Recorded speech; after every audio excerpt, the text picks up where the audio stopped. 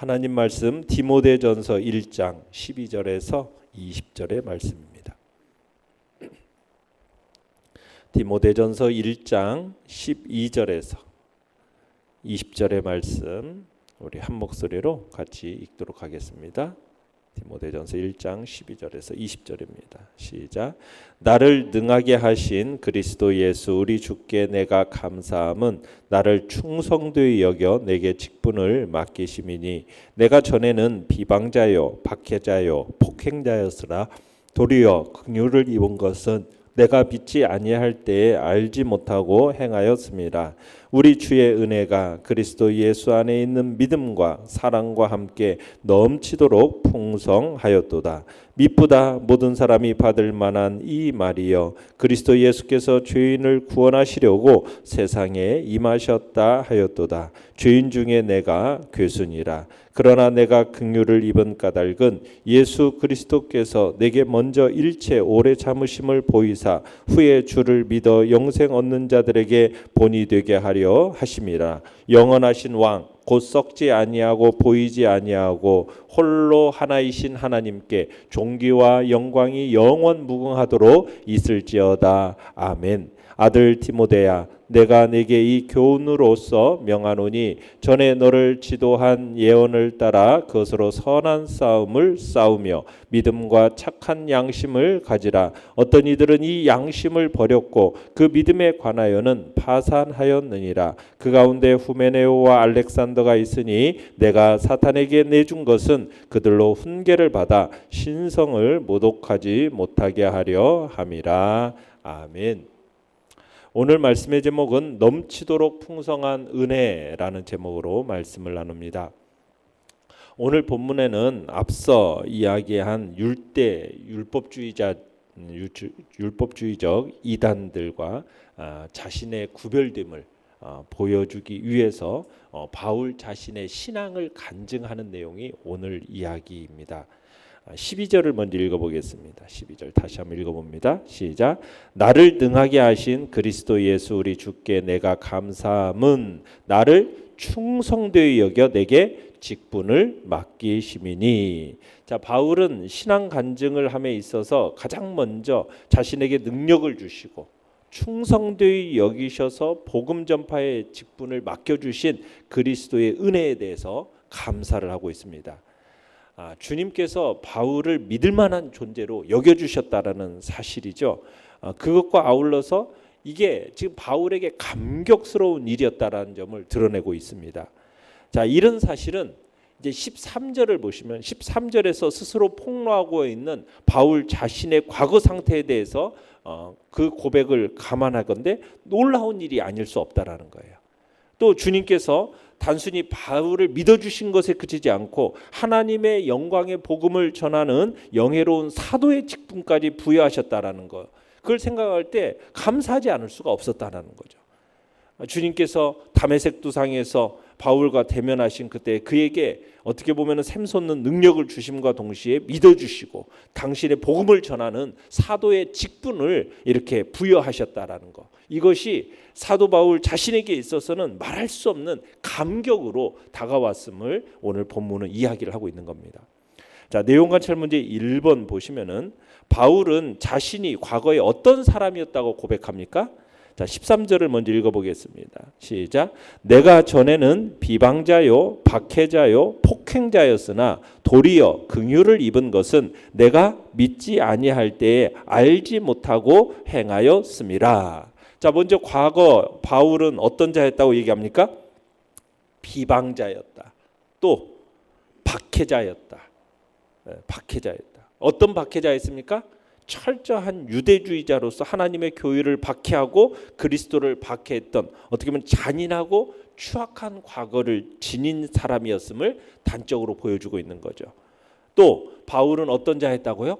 폭행자였다. 폭행자. 그러니까 바울은 이와 같이 매우 강한 의미를 지닌 이 세 단어를 사용함으로써 과거에 자신은 도저히 하나님의 은혜를 받을 수 없는 구제불능의 사람이었다라는 사실을 드러내고 있는 거죠. 자신이 과거에 그릇된 삶을 살아왔음을, 그릇된 자였음을, 지금 강조하면서 이런 상태에서 벗어나서 지금 복음 전도자가 됐다라는 것이 얼마나 큰 하나님의 은혜인가, 이걸 보여주기 위해서인 겁니다. 그러니까 바울은 이처럼 하나님을 높이기 위해서 자신의 그 자신이 부끄러움 당하는 것을 전혀 개의치 않고 어떻게 보면 하나님 중심적인 사람이었음을 보여주고 있는 겁니다. 정말 바울은 자신이 고백하고 있는 대로 과거에 그리스도 및 성도들에 대하여서 비방자였습니다. 박해자였어요. 폭행자였어요. 한마디로 구제불능이었어요. 그렇다면 자, 어떻게 해서 그런 그가 능력의 종으로 주님의 신임을 받는 그런 사람으로 변하게 되었을까요? 더 나아가서 어떻게 해서 이방인의 사도가 될 수 있었겠어요? 이게 오로지 하나님의 주권적이고 무조건적인 은혜가 아니면 불가능한 일이었다라는 거죠. 그래서 바울은 자신의 이런 놀라운 변화의 원인을 자신의 어떤 내부에서 찾는 게 아닙니다. 하나님의 긍휼에서 찾고 있는 거예요. 긍휼에서. 그러니까 바울은 지금 자신이 과거 그리스도와 교회의 비방자요, 박해자요, 폭행자였음에도 불구하고 하나님의 그 긍휼을 입은 까닭을 설명하고 있는 거예요. 뭐라고 얘기하고 있습니까? 자신이 믿지 아니할 때 알지 못하고 행하였기 때문이다라고 이렇게 자신이 하나님께 긍휼을 입은 까닭을 설명을 그렇게 하고 있어요. 그러니까 바울은 자신의 의의는 전혀 없음에도 불구하고 하나님께서 긍휼히 여겨주셨기 때문에 그로 인한 불가항력적인 은혜를 경험하게 되었음을 지금 얘기하고 있는 겁니다. 자, 15절을 읽어봅니다. 15절. 시작. 미쁘다 모든 사람이 받을 만한 이 말이여 그리스도 예수께서 죄인을 구원하시려고 세상에 임하셨다 하였도다. 죄인 중에 내가 괴순이라. 자, 바울은 자신을 이제 지금 현재는 어떤 사람으로서 또 얘기하고 있습니까? 죄인 중에 내가 괴수다. 죄인 중에 내가 괴수다. 자신이 과거에 완전히 용서받은 죄인이지만 현재에도 여전히 용서받은 죄인임을 계속 인식하고 있는 거예요. 그죠? 죄인 중에 내가 괴수였다라고 하지 않고 지금 뭐라고요? 죄인 중에 내가 괴수다. 과거로 얘기하는 게 아니라 지금. 이게 바울이 이런 고백은 바울이 자신이 얼마나 깊은 겸손에 기초하고 있는지를 단적으로 보여주고 있는 이야기입니다. 자, 내용 같이 한번 2번으로 와보시면 바울은 자신이 구원받은 이유에 대해서 어떻게 설명을 하고 있습니까? 자, 14절을 읽어보겠습니다. 시작. 우리 주의 은혜가 그리스도 예수 안에 있는 믿음과 사랑과 함께 넘치도록 풍성하였도다. 자, 여기서 보면 과거 자신의 그 잘못된 경력들 그리고 현재로서 지금 사도로서의 그 축복을 비교 대조하면서 말할 수 없는 감격에 지금 바울이 사로잡히고 있는 거죠. 뭐라고 얘기합니까? 자신에게 넘치도록 부어주신 주님의 은혜, 이것을 지금 간증하고 있는 거죠. 정말 자신을 향한 이 주님의 은혜가 너무 커서 인간적인 계산으로서는 도저히 측량할 수 없다라는 점을 드러내고 있는 거예요. 자신이 구원받은 이유가 다른 데 있는 게 아니에요. 어디에 있어요? 넘치도록 풍성하게 부어주신 하나님의 은혜 이외에는, 측량할 수 없는 하나님의 은혜 이외에는 설명할 길이 없다라는 거죠. 그러면서 바울은 여기에 지금 그리스도 예수 안에 있는 믿음과 사랑과 함께라는 문구를 지금 덧붙이고 있죠. 그러니까 주님의 이 불가항력적인 이 은혜가 바울로 하여금 믿음과 사랑에도 불을 붙였다라는 사실을 드러내고 있는 거예요. 그러니까 은혜는요, 뿌리입니다. 그리고 믿음과 사랑이라는 줄기를 통해서 선한 열매를 맺혀가는 그런 역사가 있는 거죠. 그래서 은혜가 뿌리예요, 뿌리. 자, 16절 읽어보겠습니다. 16절 시작. 그러나 내가 긍휼을 입은 까닭은 예수 그리스도께서 내게 먼저 일체 오래 참으심을 보이사 후에 주를 믿어 영생 얻는 자들에게 본이 되게 하려 하심이라. 자, 구원받은 이유가 뭡니까? 하나님의 긍휼을 입은 까닭이다라고 얘기하고 있죠. 자신이 긍휼을 입었기 때문에 지금 구원을 받은 거예요. 자신이 그런데 긍휼을 입은 것은 결코 자신에게 무슨 원인이나 자신에게 무슨 근거가 있기 때문이 아니라는 거죠. 뭐라고 얘기합니다. 오직 예수 그리스도의 오래 참으심에 근거한 것임을 드러내고 있어요. 예수 그리스도의 오래 참으심. 바울에 대한 주님의 인내가 있었기 때문에 지금 자신이 이런 긍휼을 입었다라는 거죠. 그런데 바울에 대한 주님의 인내의 목적이 있습니다. 목적이 무엇입니까? 바울을 본으로 삼기 위해서라는 거 지금 명확하게 드러내고 있죠. 바울은 그리스도의 오래 참으심의 대상인 어떻게 보면 죄인 중에 괴수의 본이기도 한 동시에 어떻게 보면 오래 참으심의 은혜를 입은 사람들의 우두머리의 본이 된 거예요. 하나님이 얼마나 오래 참으셔서 참으로 이에게 긍휼을 베푸사 이런 놀라운 은혜를 베푸셨고 그를 통해 이런 구원과 생명의 역사를 이뤄나가는 하나님의 복음의 사도로서 부르셨는가? 하나님의 그 말할 수 없는 인내의 본으로서 사도 바울을 우두머리로서 삼으셨다. 모델로서 삼으셨다. 지금 얘기하고 있는 겁니다. 영과 묵상 문제 3번입니다. 바울은 구원받은 은혜에 감격해서 하나님께 영광과 찬송을 드립니다. 바울의 경우에 비춰볼 때 나의 죄인됨을 인정하는 것과 하나님의 은혜를 깊이 느끼는 것은 어떤 관계가 있을까요? 자, 바울과 같이 자신의 죄인됨에 대한 철저한 인식이 하나님의 구원에 대한 주체하기 어려운 큰 기쁨을 나타내는 근거가 되는 거예요. 그러니까 스스로 죄인이라는 인식이 없으면요, 여러분 구원에 대한 이 기쁨을 그 구원의 은혜에 대한 기쁨이 결코 있을 수가 없는 거예요. 먼저는 뭐가 있어야 돼요? 자신의 죄인됨을 인정해야 돼요. 그 죄인됨의 인정이 하나님의 은혜를 느끼게 하는 겁니다. 그러면은 자신의 이 죄인됨을 얼마나 느끼느냐에 따라서 하나님의 은혜에 대한 깊이가 다르다라는 것도 우리가 보게 되는 거예요. 그러니까 자신의 죄인됨을 인정하고 느끼는 만큼 하나님의 은혜를 느끼는 그 깊이가 관계가 어떤 관계입니까? 비례 관계예요. 비례 관계. 자신의 죄인됨을 깊이 느끼는 사람일수록 하나님의 은혜를 느끼는 정도가 깊어지는 거죠. 비례 관계. 그래서 어떤 찬양을 하고 있어요? 17절을 읽어보시겠습니다. 17절 시작. 영원하신 왕 곧 썩지 아니하고 보이지 아니하고 홀로 하나이신 하나님께 존귀와 영광이 영원 무궁하도록 있을지어다. 아멘. 자, 바울은 지금 12절에서도 보시듯이 능력을 주시고 충성되이 여기사 직분을 맡겨주신 하나님의 은혜에 대해서 감사를 했어요. 그리고 13절 14절에서는 회심 이전에 비방자요 박해자요 폭행자였던 자신의 과거에 대해서 회상하면서 이런 자신에게 넘치도록 부어주신 그 주님의 은혜에 대해서 간증을 했어요.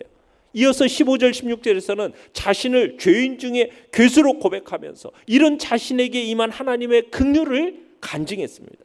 그리고 17절에서는 자신에게 이런 불강력적이고 무조건적인 은혜를 베푸신 하나님의 영광을 장엄한 어조로 지금 찬송하고 있는 거죠. 이 송영은 하나님의 은혜에 대한 바울의 복받쳐 오르는 어떤 감격이 지금 표출되고 있는 것입니다.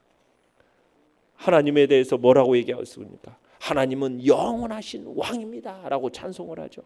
영원하신 왕이라는 건 뭐예요? 그분의 통치의 범위가 단절이 있을 수 없을 뿐만 아니라 모든 시대를 다스리는 영원한 왕이십니다 라고 얘기하고, 그러면서 바울은 하나님은 썩지 아니하시는 분입니다. 하나님은 절대로 더럽혀지거나 약해지거나 해롭게 되거나 멸망하여 없어질 분이 아니라는 거죠. 그러면서 바울은 하나님을 보이지 않는 하나님으로서, 어떻게 보면 보이는 실체가 있는 거짓신과는 완전히 다른 영이신 하나님임을 보여주고 있는 겁니다. 그러면서 바울은 하나님을 홀로 하나이신 분이라고 찬양을 하면서 마지막으로는 네 진실로 그렇습니다 라고 아멘 하고 덧붙이면서 하나님의 그 놀라운 은혜에 대해서 자신의 찬양을 마무리하고 있는 것을 보게 됩니다. 느낀 점 4번입니다. 바울이 그리스도인을 핍박하며 극악무도한 죄를 지었음에도 불구하고 오래 참으시고 긍휼을 베푸신 예수님을 묵상할 때 내게 어떤 위로가 됩니까? 여러분, 바울의 이런 모습을 통해서 하나님께서 맡기신 사명이라는 것은 인간의 어떤 재능이나 인간의 어떤 능력으로 되어지는 게 아니고 감당할 수 있는 게 아니라는 것을 보게 됩니다. 그 사람의 어떤 됨됨이와 근거가 그를 구원함을 이루고 그를 어떤 하나님의 일꾼을 만들어내는 근거가 되는 게 아니에요.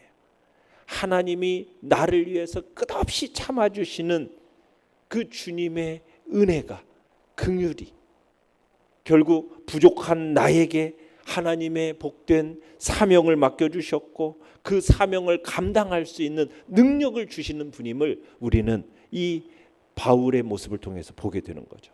그렇다면 나에게 맡겨주신 이 사명을 우리는 주님의 눈으로 바라봐야 되는 거죠.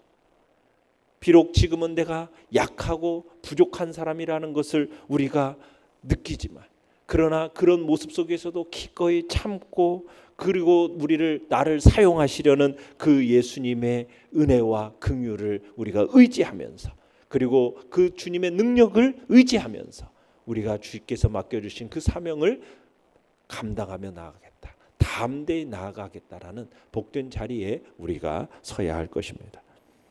결단과 적용 5번입니다.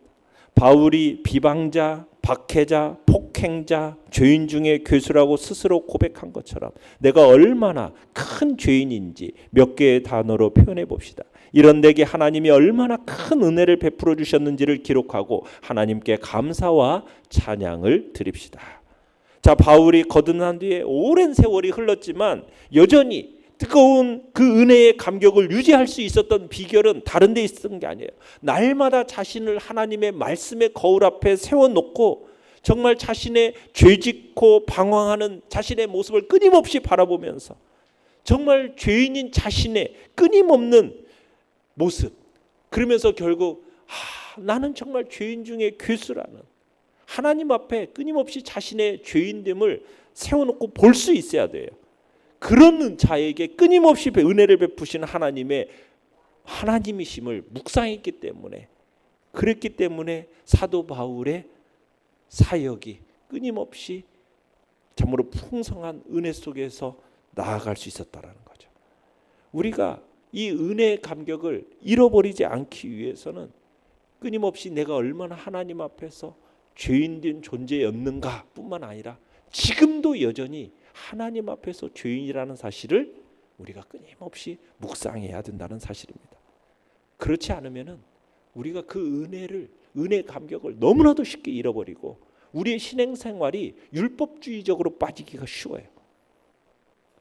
은혜가 우리를 지배해야 되는데 은혜의 지배가 아닌 율법에 의해서 지배를 받게 되면 우리에게 은혜를 베푸시는 하나님께 감사함이 아니라 불평과 원망과 이런 나에게 하나님 왜 하면서 끊임없는 불만 섞인 소리가 나오게 되는 거죠.